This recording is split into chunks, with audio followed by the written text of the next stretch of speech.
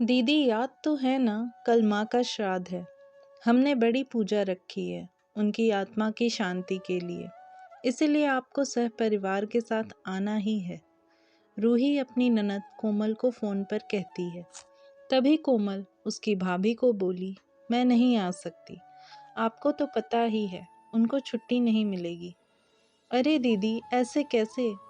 माँ के जमाई और बेटी उनके श्राद्ध में नहीं आएंगे तो उनको शांति कैसे मिलेगी? इसीलिए आपको आना ही पड़ेगा। बाकी मुझे कुछ भी नहीं पता। इतना बोलकर रूही ने फोन रख दिया।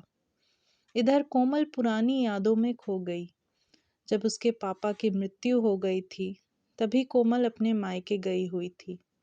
कोमल को माँ बोली, बेटा तुम्हारे पापा मुझे छोड़कर अकेले ही चले गए। पता नहीं अब किसके आधार पर छोड़कर गए। माँ कोमल के गले लगकर रो रही थी। तब कोमल बोली, यह सब लोग तो है ना, भैया भाभी और बच्चे, तो चिंता क्यों करती हो?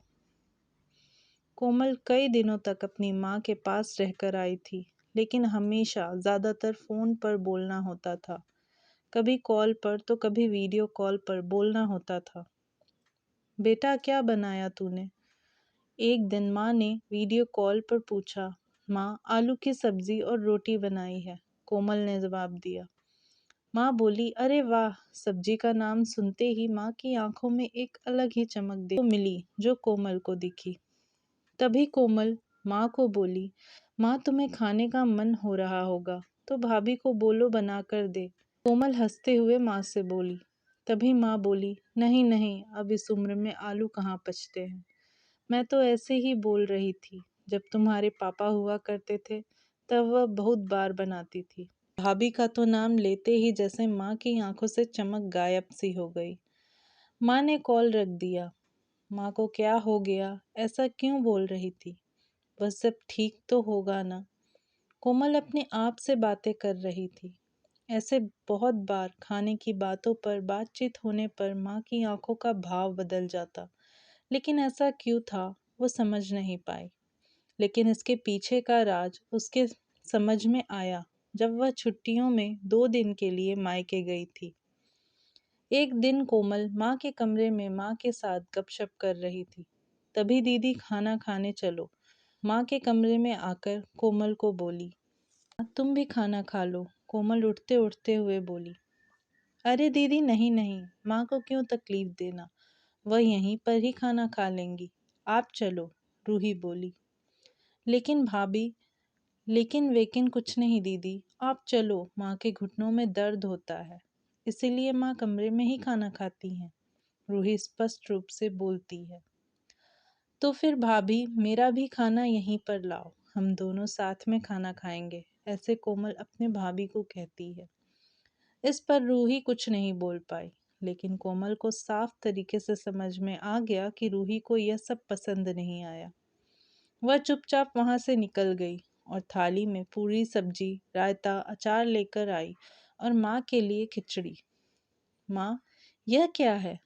तुम यह सब नहीं खाने वाली हो क्या? कोमल माँ को बोली।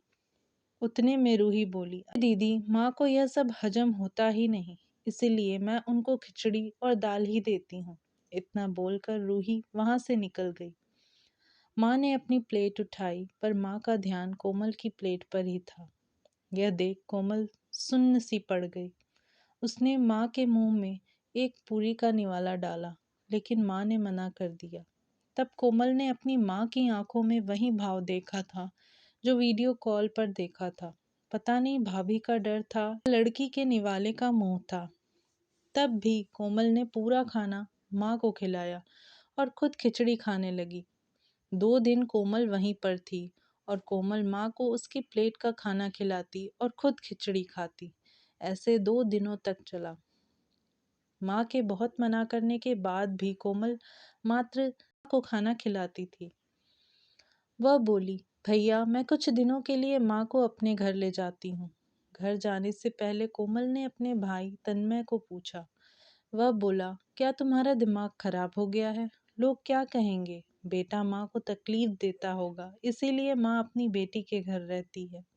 तन्मय गुस्से में बोला, अरे बाबा सही तो बोल रहा है वह। माँ बेटी के घर जाती है क्या भला? तू आराम से जा अपने घर, मेरी चिंता मत कर, मैं यहाँ खुश हूँ। बेटे की बातें सुनकर माँ बोली। कोमल ने बहुत जिद की, लेकिन माँ बेबस थी। कोमल उदास मन से अपने घर वापस आई। कुछ दिनों बाद खबर आई कि माँ अब नहीं रही। खबर ने सब कुछ खत्म कर दिया था। कोमल को पता था कि कितनी तकलीफ से गुजरी, लेकिन माँ को दूसरा लड़का नहीं था, बल्कि एक लड़की थी, इसीलिए वह कुछ नहीं कर सकती थी। कोमल अकेले ही माँ के श्राद्ध में आई। आज माँ के श्राद्ध में 56 तरह के भोग बनाए गए। सब लोग मजे से खा रहे थे। ने रूही और तन्मय की वाहवाही करने में कोई कसर नहीं छोड़ी। दुनिया में सबसे अच्छा बेटा और सबसे अच्छी बहू कह रहे थे उन्हें। माँ के गुजर जाने के बाद इतना विचार कर रहे हो, तो माँ जिंदा थी तब कितनी सेवा की होगी दोनों ने। कोमल दुखी होकर माँ की तस्वीर की तरफ देख रही थी।